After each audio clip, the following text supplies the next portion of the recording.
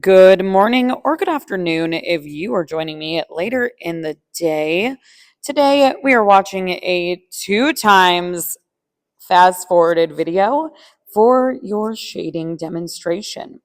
Now, one of the number one things that I see that students your age do is not actually fill in whatever it is they're shading with a base shade.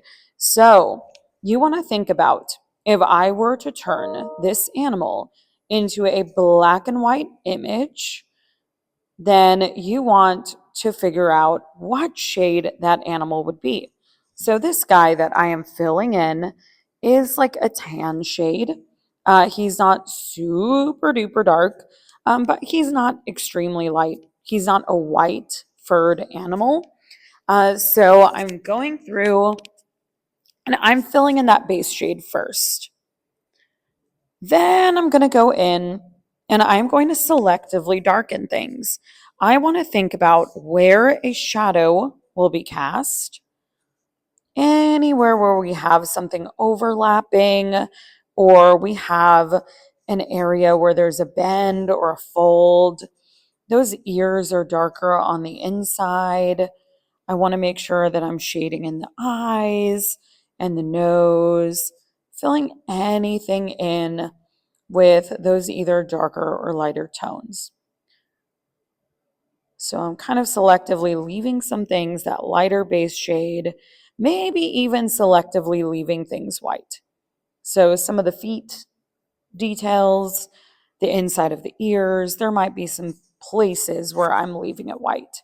The only thing that should not apologies, Spectrum decided to call me and stop my voice recording.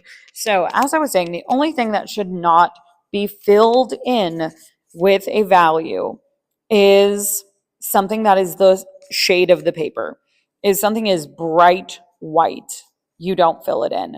But if there's sand, grass, the sky, if your creature or animal is not a white shade, then you do actually want to shade things in. You want to think that you are like filling in your animals and your trees and your grass with that base shade, and then thinking about the shadow. A lot of the time, students y'all's age will just fill in the shadow itself where shadow is being cast and then move on. We want to think about filling your items. Now, we need to talk about filling in things like the grass, the sky. You don't want to try and fill in large sections at once. That is not going to look right. It's going to look very sloppy, very messy if you try and fill in large patches. So instead, I am going in and filling in small little patches of that value at a time. And I'm kind of scooting them right next to each other. I am going to add some shadow to this, the shadow of the tree on the ground. I'm going to add some darkness as it goes back. So I am just kind of filling in that base shade. And for the purpose of this video, I do not fill in the entire base shade, y'all. This would take me hours to do this whole piece for you. So using the time that I have, I am going in and creating that shading.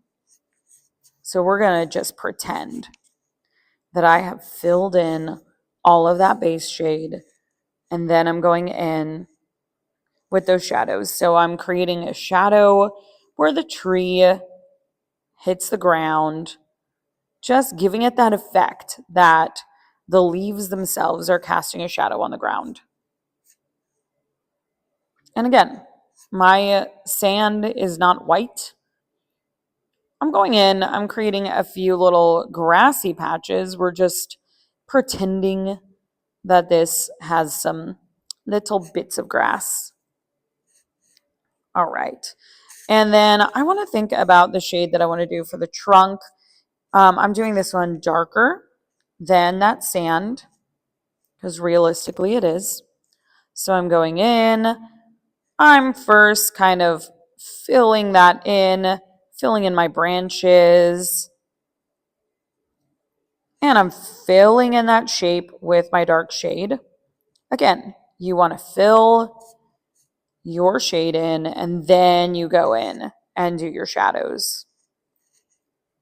So you'll see me go in and selectively darken things and create those little shadows where I need things to be darker, where I need a shadow to be cast. And then for the leaves, I am filling in that whole shape. Again, you just want to plug in a shade that goes all the way and fills in that outline. And I'm filling that in. I'm trying to resist the urge, y'all, to like create my shading as I go, because I think it's really valuable to learn to fill things in first. So if you catch me kind of shading as I'm filling in, it's a habit. So I'm going in. I am darkening up wherever those leaves meet the branches. Da, da, da, da, da, da, da. And then I'm also creating some little patches of darkness within those leaves. And I'm not trying to make them super different from that base shade. And I want to kind of fudge. I want to fuzz them out on the edge. My goodness, I just kind of combined everything there. I want to just make them blurry on the edge. That way they kind of blend. I wasn't happy with the depth of that shadow on the ground, so I'm just coming back in and adding more. And then I'm going in. And that is it for your demo. Bye.